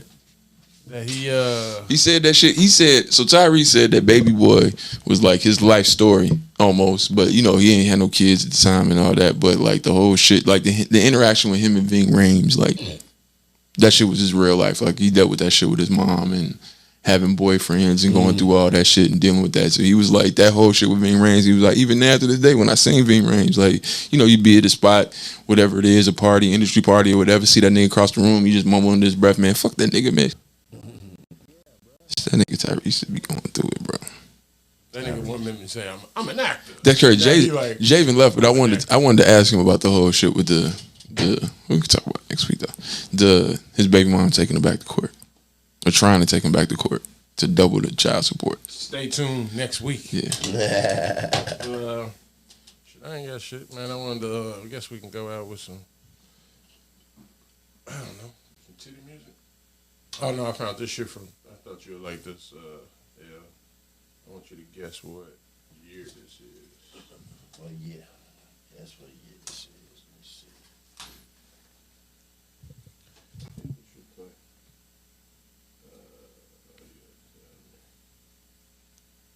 Let's go.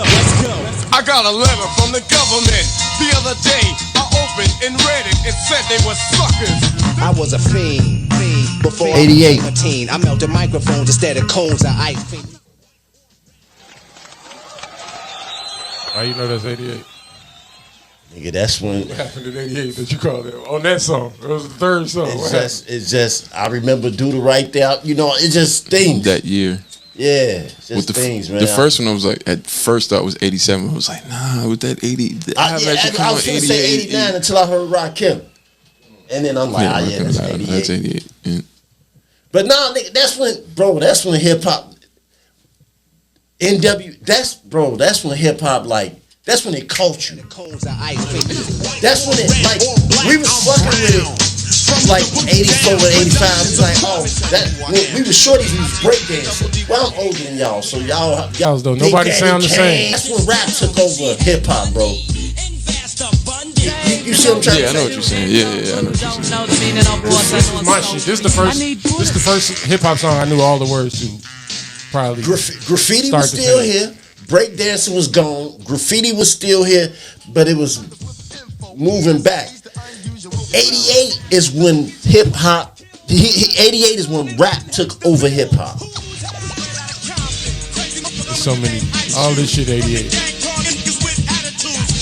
My homeboy got jacked. My mother's on crack. You can honestly say today, when you say hip hop, the only thing you think about is rap music. You don't. You don't think about it. Only other thing close is DJ, but not really. Yeah, DJ would come before graffiti and breakdance, right? DJ would absolutely be second. In 88, it was still like all of these things represented hip hop. DJ was always one for a long time until 88. Well, specifically with the music, DJ was 88. You started identifying people you wanted to be. You like, I'm him. Mm-hmm. I'm them. You start writing your first rhymes and shit. You like, oh no, I gotta do this shit. This shit is amazing. Yeah. I played that plate in front. I never wrote a rhyme. You ain't never tried to write a rhyme? I've never wrote What year you was born? 79.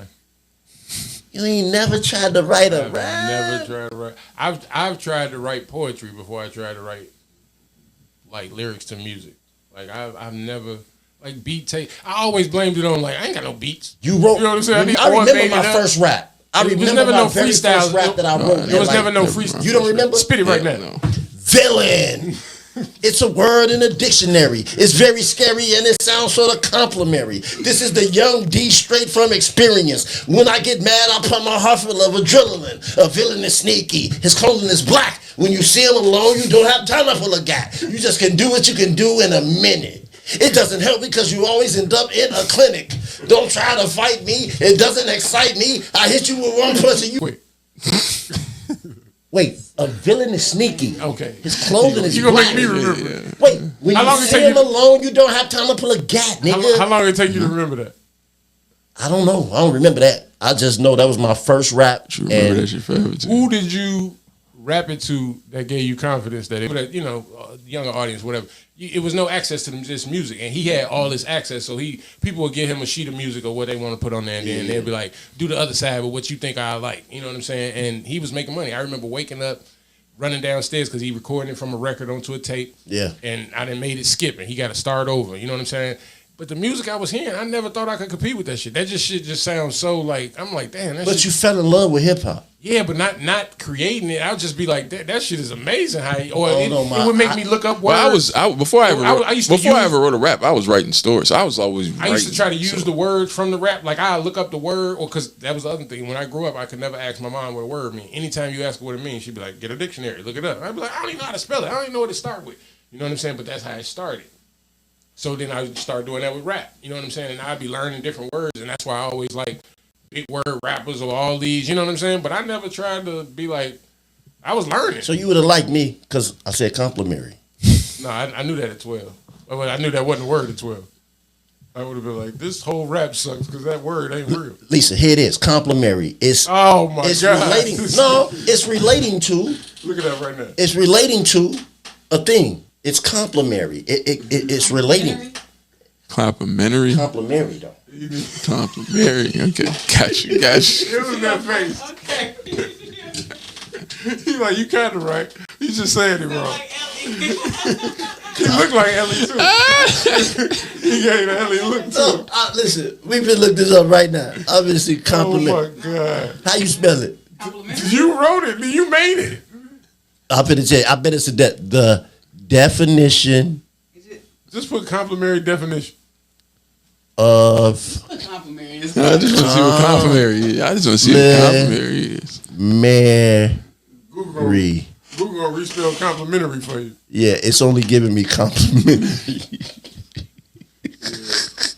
They like, what the fuck is complimentary? It takes niggas to make up his own word. Yeah, I'm black. You creative. Yeah, that.